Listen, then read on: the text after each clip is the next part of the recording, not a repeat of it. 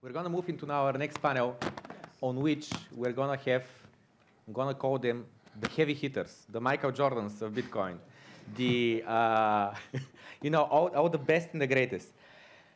We're going to have Greg Foss and Jeff Booth on our panels. Please come on stage. And they're being joined by George Manolov.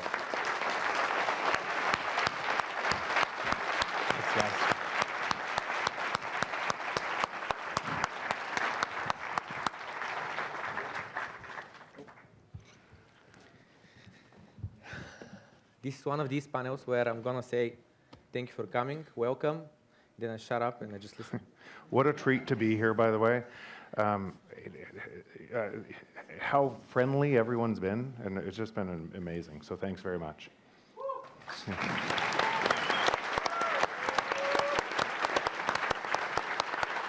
So I said it before. I'm going to say it again. I love Bulgaria.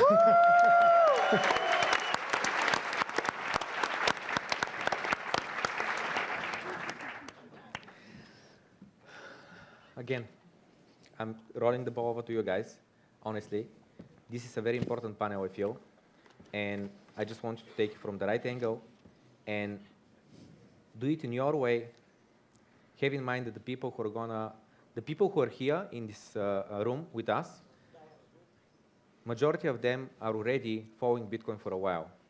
Majority of them do understand the fundamentals and do understand where it is and where it's going. However, we have cameras there that are capturing us, and there is people all across Bulgaria, hopefully also some around the world, watching this conference. They're going to watch after the recording.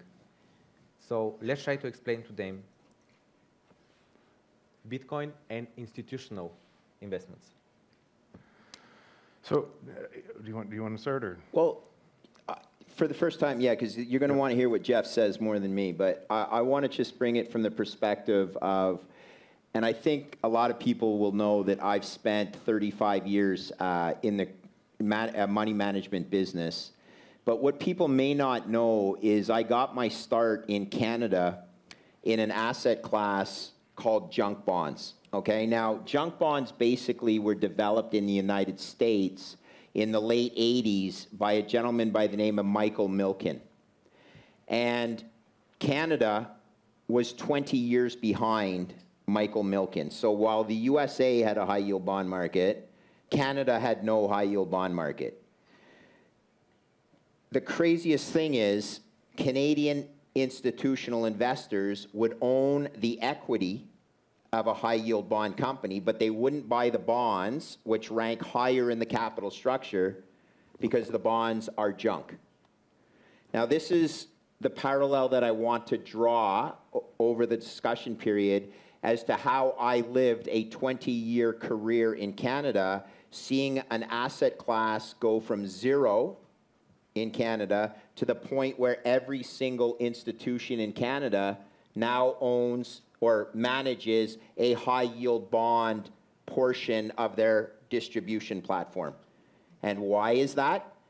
Because as soon as one starts doing it and making better returns for their investors, other institutions will do it, or they lose their clients to the platform that is providing this service.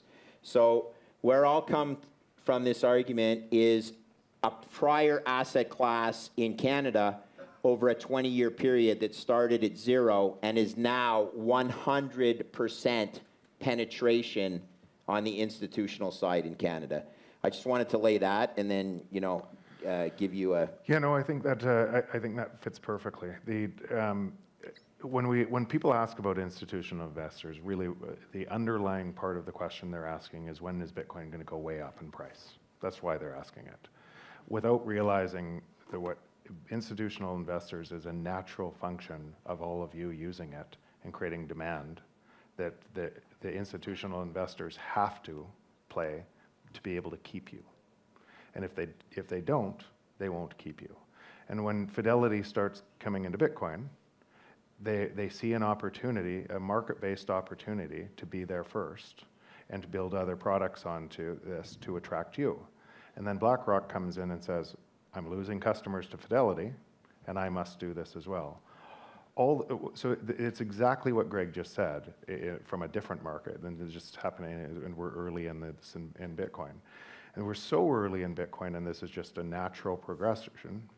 In addition to that happening, you have, I'm sure everybody has heard kind of rumors of central bank digital currencies. And what a central bank digital currency removes the need for a bank. Because why would you need a bank to be able to distribute and not operate a free market institution for people to hold their money when you can do it directly from the government? And so you're starting to have banks starting to understand if they don't move to a free market, if they don't move and adopt what populations want, then they're going to be roadkill anyways. It's going to be their existence is going to end, and just remember, this is how all markets change. Markets don't change typically from technology perspective, anyways. They don't start from giant monopoly companies saying, "Oh wait, I'm going to reduce my margins and create a better way for people," right? They don't start there. The giant monopoly protects what they have. And the new technology offers people a totally new and better way to solve it. And so the people furthest away from the monopoly go first. The people most hurt from the monopoly go first. And then more and more people build to the new system, which destroys the monopoly. So that's what's just happening today. I know it's early, but you can see, if you understand what this looks like, you can see the acceleration and eventual institutional adoption. And you can't expect which one, when, everything else, and that's just, it's a fool's game trying to play that, but you can see the trend. So, George? Makes total sense. Everything that you're saying, I completely agree with. I think it's, it's really, the game theory plays out perfectly in this regard. One thing that I think a lot of people are also asking is like, when is this going to happen, right? Because we've been talking about institutional adoption, like the big money coming in for like, honestly, ever since I joined crypto 5 years ago, since 2017,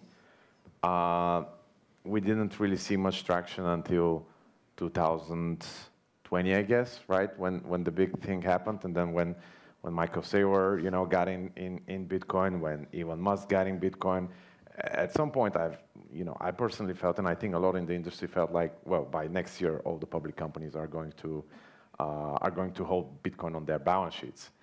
But for multiple reasons, that didn't happen. I think one reason is probably liquidity, right? The infrastructure, like it was there sort of for the enthusiasts, right? We can say probably these were the kind of like Michael Saylor was the institutional type of guy, like the retail Bitcoin owner in 2013 or so was, right? So a lot of the infrastructure wasn't there. It wasn't that easy to plug in. There wasn't that much of established of a path. But then also the regulatory landscape was not that accommodating, right? And this is what you've been saying. Like I actually didn't know, but you said basically that it's been this week that the law in the States just changed, right? So it makes it way more easier for those institutions to adopt. Less penalizing if it's called FASB, so Financial Accounting Standards Board. It's an accounting interpretation of holding this on your balance sheet. You don't have to write it down negatively if it falls in price, and hence it would impact your income statement. But yes, correct. Which could be indeed one of those next triggers, and not just in the States. And just carry on, why is it the next trigger? And the next trigger is, Michael Saylor, for many that don't know, is he controlled all the votes in the company. But he's a public company. He controls the votes in the company, meaning he can make a decision to be able to take his balance sheet on Bitcoin without worrying about losing his job. But on a normal company, normal company doing that, even if they wanted to, and then Bitcoin went down by 20% in the quarter, it could wipe out the company's not the real earnings in the quarter, but their accounting earnings in the quarter, and that would send their stock plummeting, and the CEO would be fired. So that accounting rule change, that now you don't have to do that, is a big deal on other CEOs saying, wow, now I don't have to risk my career, and I can put some Bitcoin on my balance sheet. Sorry. Yeah, 100%. No, I just wanted to make the point that these things take time. You know, we Yes. need time to build out the infrastructure. We need time for people because, like, well, I don't know how this law came into force, but I'm sure Michael Saylor did play a role. Yeah, you know? he was trying to educate them. There's no question. So there's a lot of this like lobbying, if you want, that is taking place all over the world. You know, there's the regulation in Europe that is also happening with MiCA that is expected to come like in a year and a half or so, Okay. which is gonna kind of set the rails. And you know, when there's regulation and rules, it kind of normalizes the concept of where I can now have exposure to this. So it's important to understand, people, that we're talking two types of institutions here. We're talking publicly traded companies, and then we're talking pension funds, mutual funds, insurance companies at a different level, okay? But all of them suffer from a theory in English, and I hope you'll understand what this means, or the literal translation is the theory of agents. When you are making a decision on behalf of your stakeholders, you have no incentive to stand out from the pack. It's much more safe for you to stick with everybody else.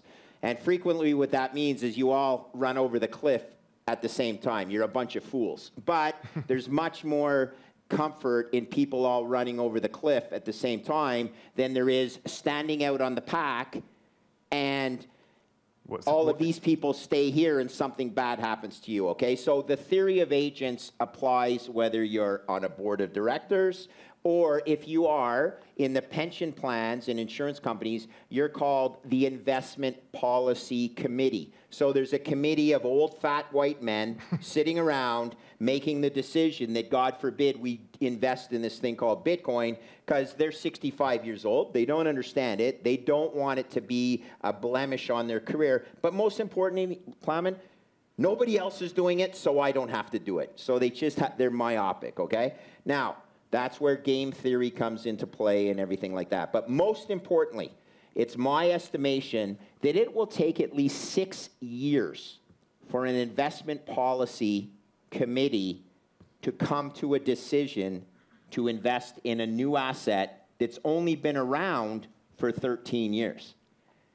Okay, they can't possibly do it. They don't have enough information to study the correlations with different asset classes, okay? And they also can back off and say, it's only $350 billion. I can't even possibly get involved in this market because if I'm a $1 trillion asset manager and I want to allocate 1% of my $1 trillion, that's $10 billion that they need to move into an asset class that's only $350 billion.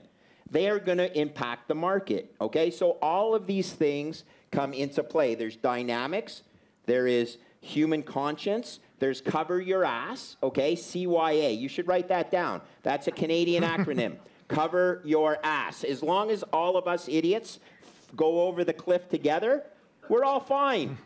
What a bunch of morons, right? But it's the way it works. So that's why you guys are so advantaged right now, because you don't have to report to these idiot committees. You can make your own decisions. For once, the people at the bottom of the privilege and perhaps less money individually, but more money collectively than anything in the world, you're changing the world. We don't want them to get involved until you guys all have your allocation, and then they'll get involved, and then Bitcoin will be trading at $2 million a Bitcoin, and you'll be like, thank you very much. Where's that T-shirt? Yeah. I told you so. Yeah. Idiots, be laughing. Grin. Yeah, you're front running all of them. Yeah. Many people in this room front ran Elon Musk, and you're front running Michael Saylor, and you're front running every institution. And the people that aren't in this room that are listening to this, you're front running most of the institutions on the planet right now, and all it takes is an open mind and curiosity to do your own work. It's all it takes. And guess who's a better risk manager? You guys. You've done the work. These guys, yeah. You understand the best asymmetric investment opportunity ever. You understand it better than these people. There's another expression. Charlie Munger. Does everyone know who Charlie Munger is? You know he hates Warren Buffett and Charlie Munger. You know he hates Bitcoin, right? Charlie Munger shouldn't buy green bananas. Do you guys understand what that means? He shouldn't buy green bananas because there's a good chance by the time those bananas ripen, he's not alive, okay? So it will take care of itself. This is what happens in life. You get these idiots who should not buy green bananas. Time takes care of itself, all right? Over to you. I won't get back into Canada. I'm certainly not going back to Nebraska not to the US soon, either. so we'll see what happens there. Yeah. And then you have not Charlie Munger, but Warren Buffett, who says Bitcoin is a rat's poison. Well, so they right? built off of each other. Yeah, right. Which is irony. Irony is you listen to them forever, follow the incentives. Yeah. They designed a business about following the incentives, and they can't see that the broken incentives that they portray, that they therefore are ruining the world, as they can't see the fixed incentives of Bitcoin fix the world. Because they own a ton of Bank of America stock, because they own a ton of Wells Fargo stock, all of which will be disintermediated by this beautiful technology and the payment rails that it brings to the equation. Yeah, well, I always like to have a positive perspective, so it could be that, you know, when he says Bitcoin is a rat's poison, maybe he really means that the rat is the fiat system. Well, that's it, 100%, but right? He'll get hurt. Yeah. He'll get hurt. But yeah, like actually one of the things that I absolutely love about this front running of the institutional class is that, you know, as the number up technology does its thing and it continues to grow up, eventually they have no choice, like you said, but they just adopt it. And not just no choice, they will just have to do it because as the asset class grows, right, they have no choice but to have exposure to these asset class. And what's really interesting, so you mentioned this, like when you started with the bonds, right? Yeah, junk bonds, yeah. A very similar trend, you know, Fidelity, I've read one of these reports they've observed with commodities, if you think about it. Like 20, 30 years ago, institutional investors didn't really have that much exposure to commodities at all, and that has changed, you know, like.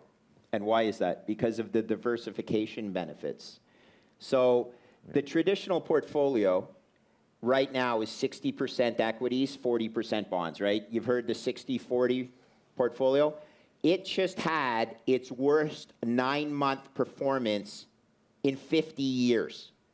Both bonds and equities are down more than 20%. There was no balancing. Usually in the last 40 years, because interest rates started at 14% and went down to 1%, when equities went down, bond prices went up because yields came down.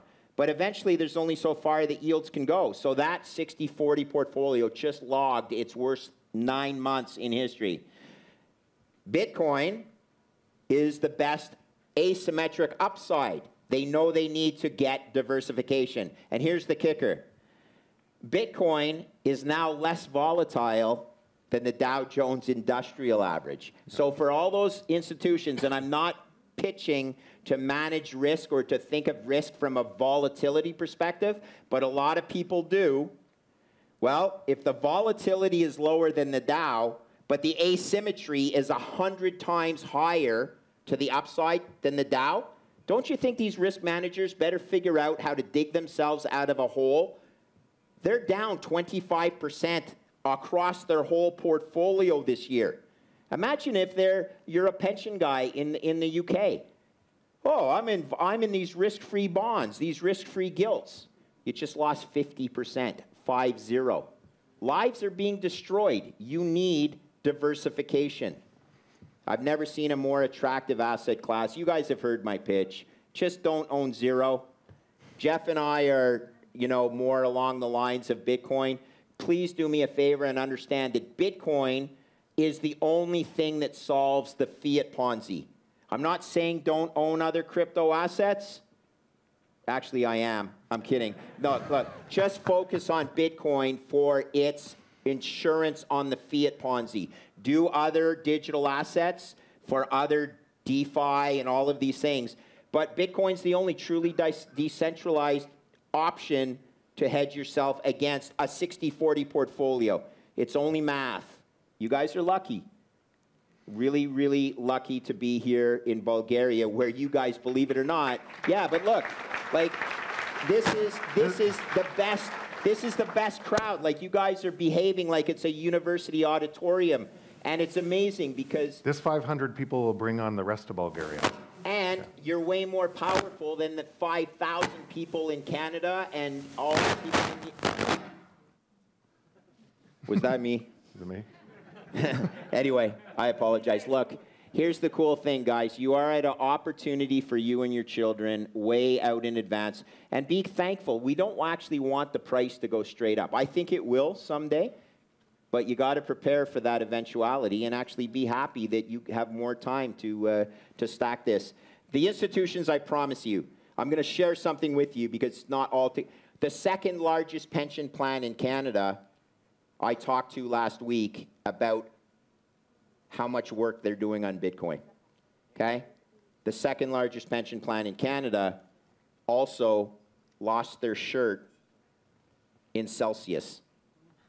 Ooh, who could that be? It starts with 4 letters. Oh, not them. No, but it's... No, I'm kidding. Exactly. But they're doing the work, and this is actually exciting, okay? On a relative basis, they're far larger than a pension plan in the United States because the concentration of asset management in Canada is much more concentrated in Canada than it is in the United States. I want to put something on the table. On the previous panel, I don't remember if it was George or someone, though, said that Bitcoin standard and global adoption, actually, it's not going to happen the way we want it. Actually, it must happen, it was you, wasn't it? It must happen through institutional adoptions and state-level adoption and so on. And we talked about when they're forced to do it. They are forced to have Bitcoin on their balance sheet. I remember in 2020, I had this thought, Bitcoin just won. And the question is like, what happened that made me think that? It was when PayPal got into Bitcoin. And now the question is like, how did Bitcoin won when PayPal got into Bitcoin? Yeah. It was Strike earlier that year, 6 months early, they announced their earnings. And they said, I can't remember what was the number, but X amount of money they made on Bitcoin. Yeah. And I was like, okay, that's very cool. And then 6 months later, PayPal announced, we're into Bitcoin as well. And I thought, I remember back then on my streams, I had this episode where I deeply explained how they are not supportive of Bitcoin adoption. They're not like, oh, Bitcoin is so great, it's going to do so good for the world, let's do it. They're a company that are for profit. If they get into it, they're like, we are going to make money on this, and if we don't get into it, Strike is going to bankrupt us because every client that wants to purchase Bitcoin, wants to transfer Bitcoin money, they're going to go there. So they were forced, they're armor forced by Bitcoin, which doesn't have a CEO, no marketing department or anything, completely decentralized, all developers all around the world, develop for free, put their code on GitHub. And at that moment I said, Bitcoin just won. Yeah. That's it. So what I'm asking... What do you think's happening in El Salvador? What do you think's happening right now? One thing, your recency bias, our recency bias, human beings' recency bias, is taking whatever current event and saying, okay, why isn't this driving this? Because you just care about it so much. And that's not the way markets evolve. So El Salvador is over 10% GDP growth this year. That doesn't where else in the world are you seeing that? I went to El Salvador, and when you see the amount of tourism that's racing in there, and then people go there and they wait, wow, there's something happening here, and they move their business there, and they move there, and they buy houses there. And you see an entire economy flourishing. And then other nations look over and wait, how did that tiny little backhole country that was all of the negative externality of the U.S. was sitting in El Salvador? How are they doing it? Well, they just put Bitcoin. They went on to a Bitcoin standard, and you can see the global adoption starting to race forward. And I would say Greg and I are fortunate because we get to see this at a level that many don't. So we're in the rooms of in many politicians in different countries and presidents calling and talking about how do they bring their country on. And what I can tell you is sometimes it takes some time. It takes a learning process, just like all of us went down the rabbit hole and started to understand. We think now what we know everybody else knows, and they don't. And so that learning, though, it's coming. And it's coming because of exactly what you just said. It provides an advantage, and it provides an advantage to people in both their citizens, and it provides an advantage if you go first, a value advantage, and you're competing against the world. So could I just add just on the El Salvador front? So here's what mainstream media wants you to hear, that they lost $50 million on their Bitcoin holdings, right? What mainstream media doesn't tell you is that they are a country of 6 million people and a prior GDP of 28 billion US dollars, where the GDP just increased by 10%. So that's $2.8 billion. So maybe the Bitcoin came down by 50 million, but the top line went up by 2.8 billion. The amount of tourism increase they had in the first quarter of this year was well over the 50 million, the revenue from the tourism increase. So it's such a non-starter. 6 million people, if I'm not mistaken. I think that's about the size of Bulgaria, right? I need you guys to understand, like, you know, it can start small, but I have a joke. It's not, you know, I said it. I don't think Canada will be the country that adopts Bitcoin as a G7 nation. You may not have known, but Canada is a G7 nation. So perhaps it was Natalie or someone on their podcast asked me, what should Canada do if they don't adopt Bitcoin? I said, learn to speak Spanish. I seriously mean it. So look, maybe we better learn to speak Bulgarian too, right? My only wish is that this is other countries in the world that see it before the big, foolish, myopic countries see it. Just to mention one fact for the people who might be watching this and don't know, what you refer to with the 50 million and the 2 billion is that El Salvador, the country, have purchased Bitcoin. Correct. And Bitcoin's price went down. So on paper, they lost money, right? Because if they sell what they bought, now they're going to get less dollars back. But this act of theirs actually attracted so many people in the country, foreigners, to come, to travel, to see, to purchase houses there, to live there, to move their businesses there, that actually the GDP of the country went up with billions of dollars. Yes. Yes, true. Yeah, it's a tremendous arbitrage opportunity for jurisdictions, as I see it as well. I really wish, you know, we could be an example. I'm not sure, but I guess it depends on all of us here. No, really. but education. So hats off to you guys to learn. Plamen for putting this on, George. Like, it's all about I told a friend, and then they told a friend, and so on, and so on, and so on. It's only 13 years, everybody. Don't overthink it. We are so early, and therefore so lucky to be able to see the next 20 years play out. Cool? Yeah. I want to ask one question, though. To a person who lives in hyperinflation, he sees the value in a foreign currency that doesn't hyperinflate, or into Bitcoin that also cannot, not just doesn't, cannot hyperinflate. So would you say that there is a situation like that where institutions can get into, or just something on a global scale that is going to force on different places around the world, not just in the US, for institutions to see as Bitcoin as that savior, just because, like, let's say in Argentina or whatever, they're selling their currency, they just want dollars, or they want Bitcoin, it doesn't matter, they just want something else. So in most of the world that you have high inflation, you also have high Bitcoin adoption. It's just a natural course. It used to be, I want to get dollars. Now it's typically high Bitcoin adoption. So, so yes, still today, a lot of people they're racing for dollars in those places, but they're also, they're typically higher Bitcoin adoption, and that higher inflation is going to come everywhere, and it has to be higher and higher. We'll talk about that on the next panel. So you can expect Bitcoin adoption to explode through that. And even when people are saying, even when you say, here's the problem, here's the mind problem. A transition in a system like this is such a hard thing to understand when you're measuring the system from the system. And the system that you're measuring is 4 orders of magnitude bigger than Bitcoin is today. When Greg talked about Bitcoin being 450 billion, and you say how big the existing system is, it's 4 orders of magnitude bigger. That's 10,000 times. Exactly, not 4 times, 4 orders of magnitude bigger.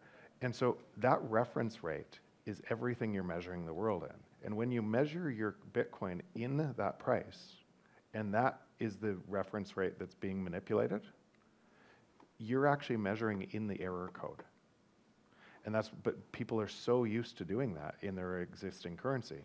You measure your house in your existing currency. You measure what you're buying at the store in your existing currency. You're measuring, and that is the error code that's being destroyed. So it's really confusing to people to understand the system change that is Bitcoin, because it's outside of the system.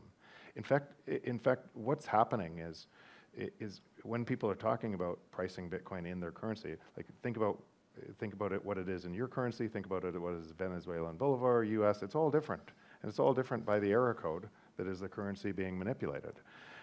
When what's happening is Bitcoin is repricing the entire system into a new system, but it's early. But that early means you can take advantage of that early. And when Greg says it's the best asymmetric bet of all time, I don't think there's ever been a better asymmetric bet than Bitcoin. I love this example. Actually, I've heard Plamen give it in terms of the repricing, where he's like, because a lot of people here in Bulgaria, they're thinking in terms of saving in property, right, in real estate. And so Plamen has been saying, like, what is it, 6 years ago, you needed maybe, I don't know, like a few hundred Bitcoins to buy a regular apartment. Then you needed, 100, then you needed, 50. Today you probably need, I don't know, like a few Bitcoin or so.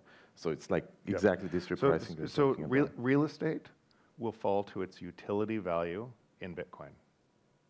It won't look like that if you're measuring from the existing system. But real estate all over the world will fall to its utility value in real estate in Bitcoin. It won't look like a store of savings away from a manipulated system, because the only reason it goes up is because of the manipulation of the system that people try to store their money in, so they can keep more of the money than other people that are just holding cash or working for savings that's getting destroyed. That's the only reason it goes up, because of that manipulation of the system. We believe it goes up because we want a nice house. We believe it goes up because we're going to make more money on that house over time. The only reason it goes up is because of the manipulation of the system. You've been programmed to they don't make more land. Like, look around. Like, there's lots of land. They look around at some of the places, some of the cities that have no one in them in Italy that you can buy buildings for nothing. They'll give them. Look around. It doesn't look like that. It's a manipulated system that you're in, but you believe it. And real estate is going to be repriced to its utility value in Bitcoin, and you only see it if you measure from Bitcoin. And that's probably a good way to sum up, Plamen, because how many pension plans do you think have huge commercial real estate holdings? So they've tried to diversify out of, so 60-40 has become perhaps 50% equities, 30% bonds, and 20% other assets that include real estate and private equity. Well, right now there's a ton of unmarked-to-market real estate assets globally. And with the tightening. Look, it's just a matter of time before they need another asset class that's non-correlated to this. So I think it's a good, very opportune for the future. And keep staying the course, discipline, have a 20-year time frame, outsmart these pension plans because they try and plan ahead for 20 years. But in the case of the UK gilt market, they drove interest rates down to a level that the only way they could maintain their performance returns was to use leverage, right? So they levered their bond holdings 3-to-1 and then lost 50% levered 3 times. They lost 150%. So they lost the whole strategy plus 50% of the assets blended across the other strategies in their portfolio. It's a disaster. Call out the fraud. The fraud is fiat. Stick with Bitcoin. Cool? Yes. If I may, Test. Are we finishing? Or? No. We need to hear one more thing. Yeah. One more thing. Are we closing up now? Or? I was going to ask, we have 5 minutes on the timer. Let's do a question. Let's do a question from the audience. Yeah, that's all right. We wrap things up. I think it's good enough for the panel. Is there anyone who would like to ask a question? If you do not speak English, you can ask your buddy next to you to translate the question. Forest of heads, hands. I'm not sure. Like, yeah, like, oh my God, like, let's get that guy over there. Yeah. In the meantime, say what you were going to say. I cut you off. At the end. It's All right, okay. brother. Hello. I would like to thank you guys for coming in Bulgaria. So my question would be related. If you had like a close relative who is like working in the government or in the bank, how would you convince him to throw off alcohol, if we say alcohol is the fiat system, and we tell him to take the pill which like fixes this problem? What's the way to convince like drug addicts to? So, and again, once you understand Bitcoin as deep as maybe some of the people in this room, it makes it look like everybody else doesn't. That's actually why, and the more you yell at them about the fiat system, the more they reinforce the fiat system because it's 4 orders of magnitude bigger, and the more they think you're a crazy person. And it's just it's 2 different frames of the world. And those frames of the world, I often use this example. If you were at Amazon from 1995 to 2010 as an executive at Amazon versus being an executive at Sears from 95 to 2010, you have 2 different frames of the world. One, hopeful expanding, one dying. And that, and then Sears fails and everybody's displaced. But the entire way there, you're trying to protect that failure. It's just a different frame of the world. And many people in this room are in the frame of the world that's open, new, exciting, hopeful, truthful, everything else. And they can't believe once they're in that frame of the world that other people don't see it. They don't see it. And so how? Ask them a question. Just ask them a question and ask them how it is they solve their problem. And my book did that in technology being deflationary. How is it possible that productivity, all of the productivity of our work is supposed to drive prices down? Why do prices go up? Just ask them that. And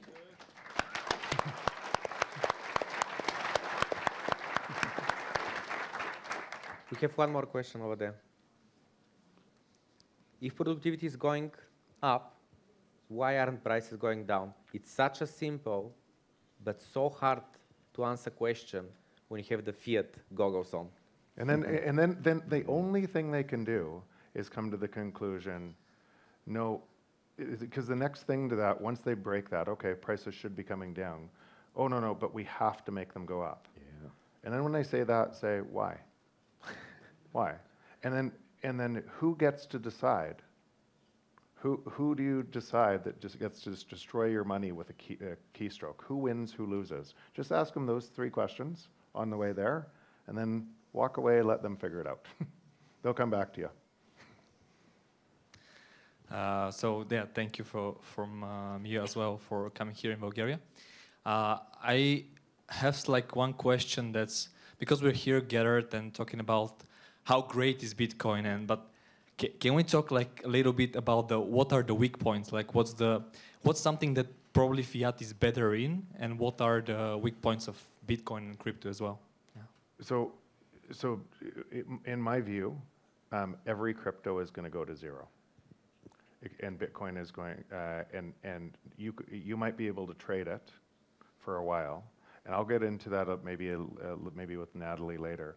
But I suspect that I've done the work on this to a level that I wouldn't have said what I just said if I didn't completely believe it, from a structural nature of what makes Bitcoin different and why I'm investing on top of layer 2 and 3 solutions. To answer the other question, what makes it weaker? Nothing. The only thing, it's the first time society has ever had decentralization and security together, and that changes the rules of how we organize ourselves, but it changes it so drastically that we're not used to those rules. We don't understand what that looks like, And so we carry our baggage from our previous system and the way that we've always organized society into how this has to work. And most of the problem is in carrying legacy thinking into a new system. So if I said, what's the problem? That's that problem, and it creates so much confusion about what the new system will deliver. But people believe it because it's hard to see what the new system, any new system, just think, when you measure something, you're measuring the new system. As an entrepreneur, I'm very used to creating something, and to create something from nothing, you have to intuit behavior on the new before it's there. You have to predict people's change in what they're going to do given a different ability to do something. And so what I see as the biggest challenge in this today is people are predicting, oh, it's just all these new rich people that they control the world, and the world doesn't change. It works so differently than the existing system, but it's our minds that can't understand that until it's there and working for more people. But we can explore that more. But if I said, for me, that's the biggest thing. I don't think there is a negative on the new system. There's perceived negatives because of our bias from the existing system. As we say in Bulgaria, we're looking for a egg under the rooster or something like that is the expression. Okay. Amazing. Thank you, guys. Thank you so much. Just one final note I wanted to say on like this whole point that Jeff also started in the beginning, and it is about institutional adoption, government adoption, adoption by banks really is a grassroots movement, and it takes time, and it takes education. And I think my, appeal to all of you guys would be, and the reason why today, we gave out the little Bitcoin book to every single one. If you haven't taken it out, go to the next booth, take a book. But the reason we're doing it so you can think of someone who, needs to learn about this, someone who can also share this with other people, because we have these people in society who are like connectors, who are influencers. Think about this guy or this woman, who can have a major influence, who can kind of like continue this grassroots movements. And could be the book, could be some of Plamen's videos, could be some content that has made your shift, and you think has a very high chance of making the shift for that important person who doesn't have to be a banker, but he can also continue that movement as well. I need to add on to this. Don't just do that to who you think is an important person. Here is your power. In a system that looks like this, like it does today, then you can be the important person.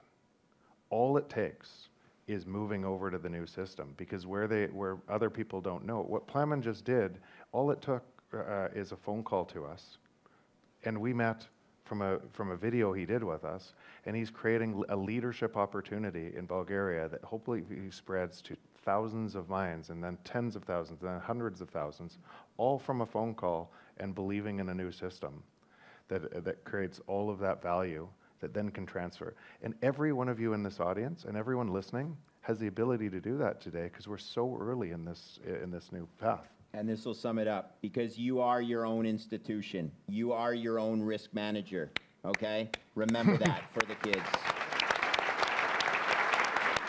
Is my mic on? Yep. Cool? Yeah. Okay. Okay, we're finishing the panel. Thank you so much, guys. Thank Good you so work, much guys. for Thanks. taking the time. Yeah. And Very good, my friend.